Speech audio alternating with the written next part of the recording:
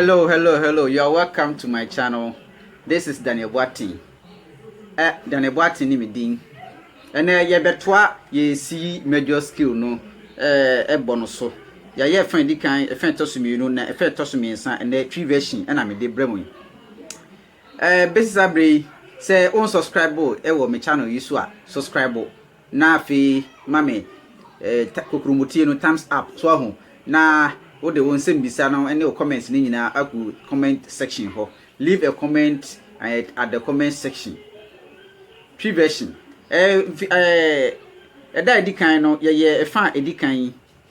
na ye hu se ye benya C D E F G A B C D E F G and e was rouse benya G F and E ewo adaka enan na edikan no e fa edikan de yehu ye afa ye san hu bi hu se e fa etoso mienu no yehu se ewo adaka etoso enum ewo ahoma kese no so no ahoma kese esui aha yehu se yewo A yewo B and yewo C nti yehu se ewo E string no so no ewo E string adaka etoso nwotwe E string no yenya C nti yenya C D E F G A ani yehu bibi se enke ye bo A de de toso ye B nanso yehu se enka de toso ye B nanso de toso ya be C esan se ahoma etoso miensa na ye J string no B na e wo so na e first group no mu design the third age say kokko busia ho ye kofa B ni firi ho na ye de aba ansa na e benya ye C ana se ahoma D no eso no gi se ye ko e fa etoso miensa na ye kofa B no ho ansa na e bebo ye C enti ye hwe fa etoso mienu na e firi esoro ho abesi ha no ye nya B ewom nti nya C D E F G A eni nya C nti B na nya ene de yekoba obosia ene ye de baaye na efri fa etoso mienu adaka etoso numi ewo J string yi so a ede ko adaka etoso nwotwe no ewo E string ne so no na mecheche o mu se ubenya C major scale ni nyina ewo so ama mechire wo finger picking ni nyina se ye wo C D E F G A B C afi mi ma odwumadie bi se bomodia na di sa adwuma no ne ma wo nye hare ewo guitar dua yi so minimi ye pa se wasua enti ye ne yenya hoboa na yenhwe ene nso de ene de sua no yehwe nsa makomako nan a etwato ewo guitar dua yi sui nsa makomako nan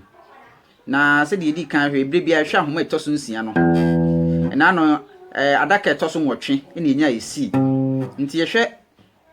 adaka nan etwato yi a yehwe a adaka etoso edu no mu adaka etoso du no broni se D ho ene yehu ana adaka etoso dumienu no so broni se E ya sa homa no so de se yeka se ye bebo F so a agese ye ko group fufuru mu so ahu tina che se yakonya F group fufuru mu ana se ye pese ye bo F no ewo A string ni so a eno so gese ye ko o de say ku etoso mienu no mu ni ye kofa F no e de ba enti enei ye hwe fa etoso miensen ya ye benya D ni enya E F ni ye koba bosia ewo 13 fret ho ni ye ba 10 fret on the A string 10 fret on the A string ye benya G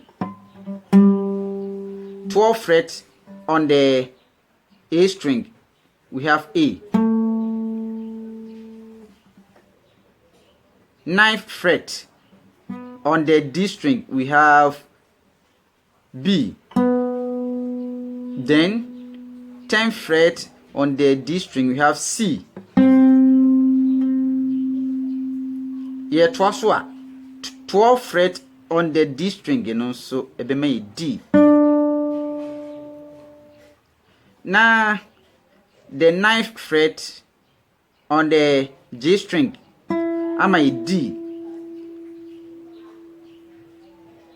Now,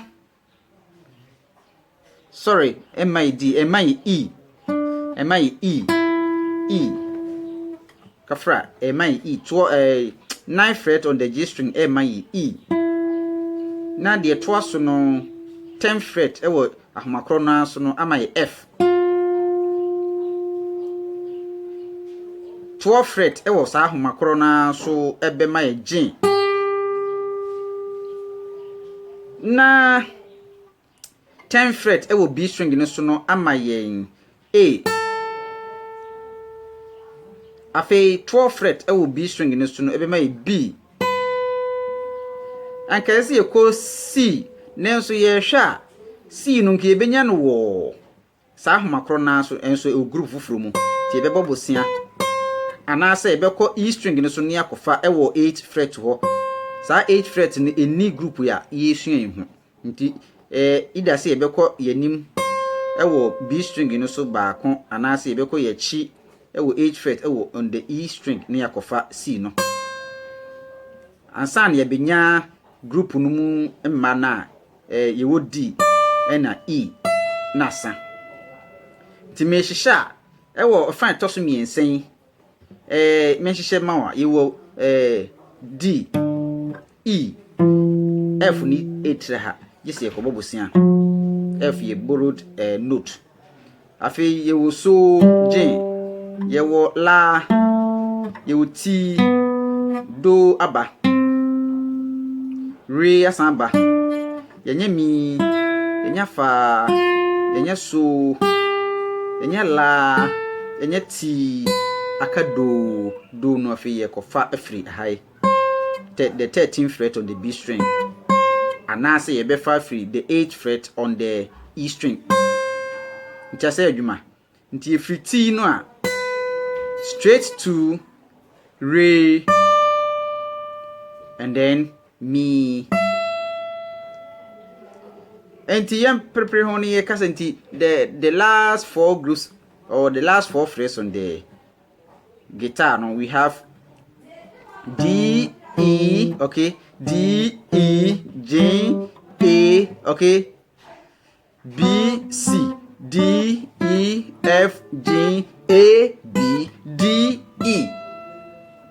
Mami nye no boko maw neti ase nti de ebeka wo mu no na chese ye kwa kobobusia wati ase aha nti ye ko D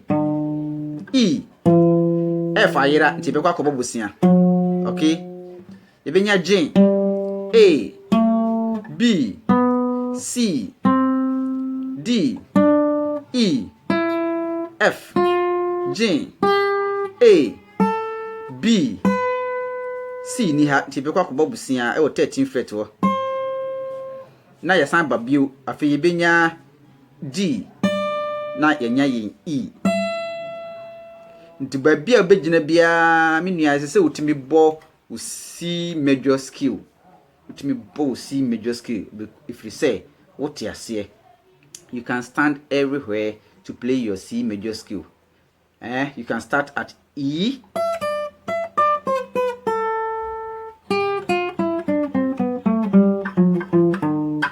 like that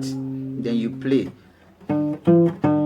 re mi okay re mi fa sol la ti do re mi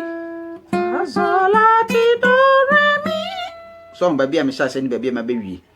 nti mi re do ti la so fa mi re do ti la so fa mi re so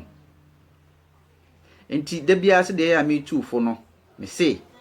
eye practice nko an betimi mu ohu guitar ne bo ton. It is only practice that can make you become perfect on the guitar.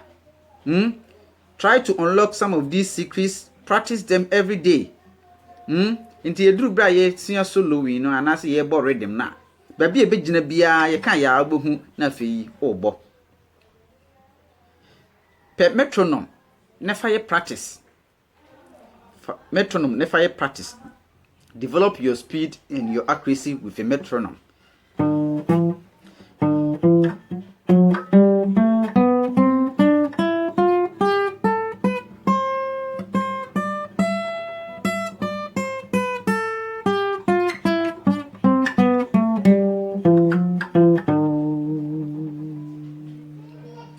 Eti enuanom se wonti bibia se a mepsrew comment box wo no ja comments no ho busa wasem no ho yebeyi wano we ye ahyase adisua na ahyase adisua no so te se de okosuku a wokọ keji no so ho ekohurihuri ni atodwom na ye mpanifo se tintonte ni tonte ye no nsa no da ye fadwen ye di agro na ye sua skill ni ye sua ni se ni na ye di hunu guitar no baa no mfa nneoma we ya me ye nyina ni agro na se wokoso a na de ye adwuma enche kra wankasa bu se yes waba mu pa yi ewo guitar bono so ma mente onka on subscribe ye so a subscribe na fi videos no share ma wayonkofo no mo so enya so mfa so ye be share bio na yasan asua de medamo ase